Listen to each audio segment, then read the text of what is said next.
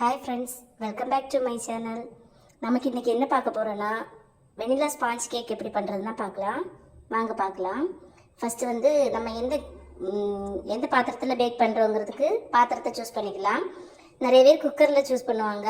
ஆனால் எனக்கு எப்போவுமே இந்த நான்ஸ்டிக் பாத்திரத்தில் பேக் பண்ணால் தான் எனக்கு கம்ஃபர்டபுளாக இருக்கும். ஏன்னா இந்த கிளாஸ் வழியே அப்போ தான் கேக் வெந்திருக்கான்னு பார்க்குறதுக்கு எனக்கு ஈஸியாக இருக்கும். ஸோ அதனால் நான் இதில் தான் எப்போவுமே கேக் பேக் பண்ணுவேன். நம்ம இப்போது பாத்திரத்தில் அடியில் ஒரு ஸ்டாண்ட் வச்சுக்கலாம். அதுக்கப்புறம் மேலே ஒரு ஹோல் இருக்கும் பாருங்கள். இதில் அந்த ஒரு பேப்பர் ஏதாவது இது பண்ணி அந்த ஹோலை அடைச்சிருங்க. இப்போ பாத்திரம் ரெடி ஆயிடுச்சு. இனி பேக்கிங் டின் ரெடி பண்ணிக்கலாம். பேக்கிங் டின் பார்த்தீங்கன்னா இது 1/2 kg பண்ணுறதுக்கான டின்னு. இதில் நான் பட்டர் ஷீட் போட்டு ஆயில் அப்ளை பண்ணி வச்சுருக்கேன். இனி ட்ரை இன்க்ரீடியன்ட்ஸ் நமக்கு ரெடி பண்ணிக்கலாம்.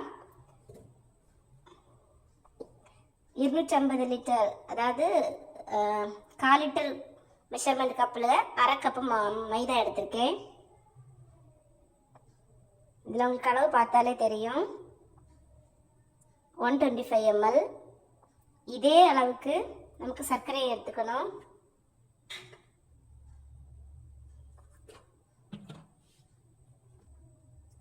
அரை டேபிள் ஸ்பூன் பேக்கிங் பவுடர் போட்டுக்கலாம்.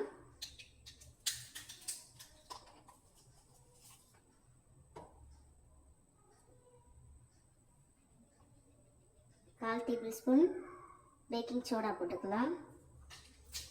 வச்சுக்கலாம்.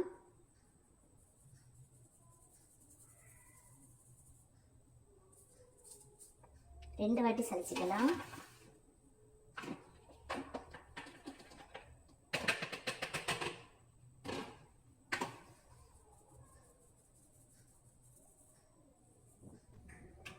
இப்போ நல்லா சலிச்சு எடுத்துக்கிட்டோம். இதை நல்லா மிக்ஸ் பண்ணிக்கலாம். இப்படி நல்லா மிக்ஸ் பண்ணால் தான் பேக்கிங் பவுடர், பேக்கிங் சோடா இதெல்லாம் நல்லா மிக்ஸ் ஆகும். அப்போ தான் நமக்கு நல்லா கேக் நல்லா ஃப்ளஃபியாக கிடைக்கும். இனி முட்டை பீட் பண்ணிக்கலாம். 2 முட்டை நம்ம ஆட் பண்ணிக்கலாம். இது 1/2 kgக்கான வெனிலா ஸ்பாஞ்ச் கேக்.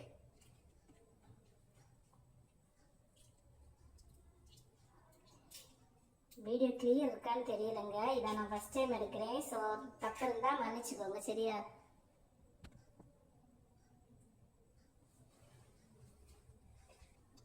ஒரு பிஞ்ச் உப்பு சேர்த்துக்கலாம். 1/2 டீஸ்பூன் வெனிலா எசன்ஸ் சேர்த்துக்கலாம். எலக்ட்ரிக் பீட்டர் வச்சு ஃபஸ்ட்டு ஸ்லோ ஸ்பீடில் நல்லா பீட் பண்ணிக்கலாம். எந்த அளவுக்கு நம்ம மாவு எடுத்தோமோ அதை விட கொஞ்சம் கம்மியாக சீனி எடுத்து நல்லா மிக்சியில் போட்டு பவுடர் பண்ணி வச்சுக்குவோம். இதை நம்ம முட்டை அடிக்கும்போது கொஞ்சம் கொஞ்சமாக போட்டு நம்ம நல்லா முட்டையை பீட் பண்ணி எடுத்துக்க போகலாம். இப்போ கொஞ்சம் கொஞ்சமாக பவுடர் சுகர் நம்ம ஆட் பண்ணி நல்லா பீட் பண்ணிக்கலாம். கொஞ்சம் கொஞ்சமாக சேர்க்கணுங்க. கொஞ்சம் கொஞ்சமாக சேர்த்து நல்லா பீட் பண்ணிக்கலாம்.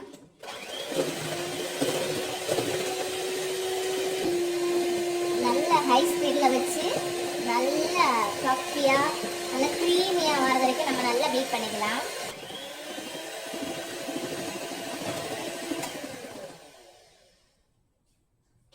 இந்த மாதிரி நல்லா பீட் பண்ணிக்கலாம். ரிப்பன் கன்சிஸ்டி வர அளவுக்கு பீட் பண்ணிக்கலாம். நம்ம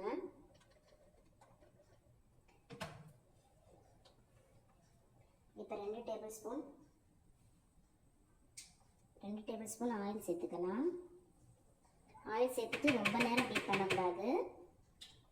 ஸ்லோ ஸ்பீடில் ஃபஸ்ட்டு ஸ்பீடில் வச்சுட்டு ஒரு 2 பீட்டர், அது அவ்வளோதான் போதும். அவ்வளோ பீட் பண்ணால் போதும்.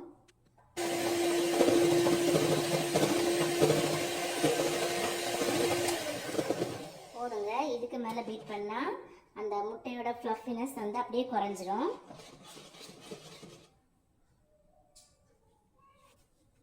இப்போ நம்ம அடுப்பை 10 மினிட்ஸ் ஃப்ரீ ஹீட் போட்டுக்கலாங்க. நல்லா பாருங்கள். நம்ம ஸ்லோ மீடியத்துலேருந்து கொஞ்சமாக இந்த அளவுக்கு நம்ம வச்சுக்கலாம்.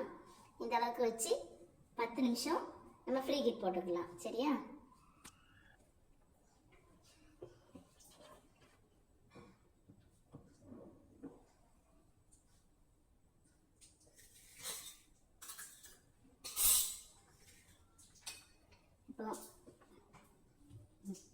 மாவை மிக்ஸ் பண்ணிக்கலாங்க. இதுக்கு கூட மைதா மாவு, பேக்கிங் பவுடர், பேக்கிங் சோடா இது இவ்வளோ நம்ம மிக்ஸ் பண்ணி வச்சுருக்கோம். இதை நம்ம இதுக்கு கூட கொஞ்சம் கொஞ்சமாக சேர்த்து மெதுவாக ரொம்ப ஸ்லோவாக இப்படி ஒரே ரொட்டேஷனில் நம்ம இதை மிக்ஸ் பண்ணிக்கலாம். கொஞ்சம் கொஞ்சமாக சேர்த்து மிக்ஸ் பண்ணுங்க.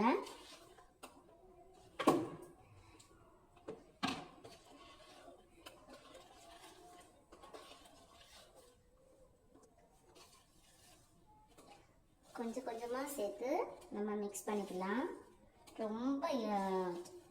ரொம்ப இது மாதிரி ரொம்ப மிக்ஸ் பண்ணிடாதீங்க. அப்புறம் கேக் ரொம்ப கட்டியாக வரும், ஒரு கஷ்டமாக போயிடும் உங்களுக்கு.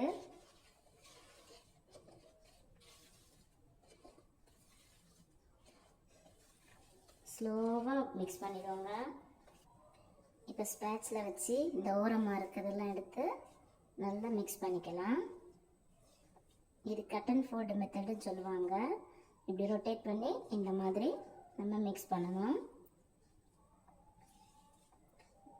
மாவு ரெடி ஆயிடுச்சுங்க. இப்போ மாவு டின்னில் ஊற்றிக்கலாம்.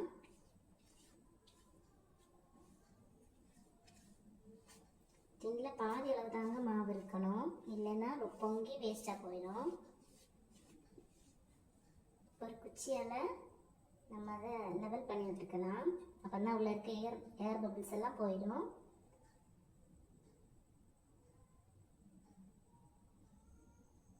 டேப் பண்ணிக்கலாம் நம்ம.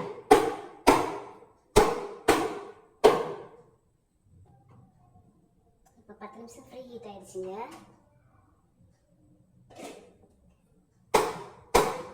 டேப் பண்ணி இதுக்குள்ளாடி வச்சிடலாம். அப்படியே மூடிடலாங்க. இது சும்மா திறந்து பார்க்கக்கூடாது. ஒரு 30 நிமிஷம் கழிஞ்ச அப்புறம் நம்ம பேக் ஆகிருக்கான்னு பார்க்கலாம். தீ அதே ஃப்ளேமில் தாங்க இருக்கணும், எந்த மாற்றமும் கிடையாது, அதே ஃப்ளேமில் தான் இருக்கணும். சரியா?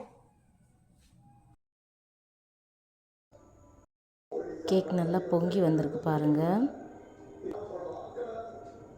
இதை இப்படி பார்க்குறதுக்காகவே தான் நான் இந்த நான்ஸ்டிக் பேனில் கேக் பேக் பண்ணுறது. நம்ம அடிக்கடி ஓப்பன் பண்ணி பார்த்தோன்னு சொன்னால் கேக் நல்லா பொங்காது. கேக் வெந்திருக்கான்னு பார்க்கலாம். இப்போ கரெக்டாக 35 நிமிஷம் ஆயிடுச்சு. ஒரு குச்சி வச்சு குத்தி பார்க்கலாங்க. இங்கே பாருங்கள், ஒட்டவே இல்லை. இப்போ கேக் வெந்துருச்சுன்னு அர்த்தம். இப்போ நம்ம அடுப்பு ஆஃப் பண்ணிவிட்டு வெளியில் எடுத்துடலாம்.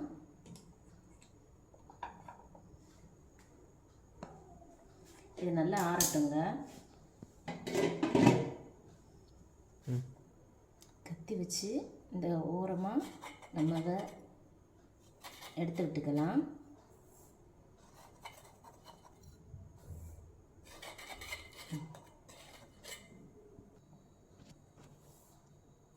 இப்போ நல்லா ஆறிடுச்சிங்க. இதை இந்த பாத்திரத்துலேருந்து வெளியில் எடுத்துடலாம். தலை தெரியும். இப்படி பாருங்கள், நல்ல ஸ்பாஞ்சியாக இருக்குது. ஆன் பண்ணுங்கள். நல்லா ஸ்பாஞ்ச் கேக் ரெடி பண்ணியிருக்கேன். இப்படி பார்த்தாலே உங்களுக்கு தெரியும். நீங்களும் இதே மாதிரி ஒரு தடவை ட்ரை பண்ணி பாருங்கள். ட்ரை பண்ணி பார்த்துட்டு கண்டிப்பாக கமெண்ட் பண்ணுங்கள். ஏதாவது டவுட் இருந்ததுன்னா கண்டிப்பாக கமெண்டில் கேளுங்க, நான் உங்களுக்கு டவுட் கிளியர் பண்ணுறேன். Thank you friends. உங்களுக்கு பிடிச்சிருந்தா லைக் பண்ணுங்கள், ஷேர் பண்ணுங்கள், சப்ஸ்கிரைப் பண்ணுங்கள்.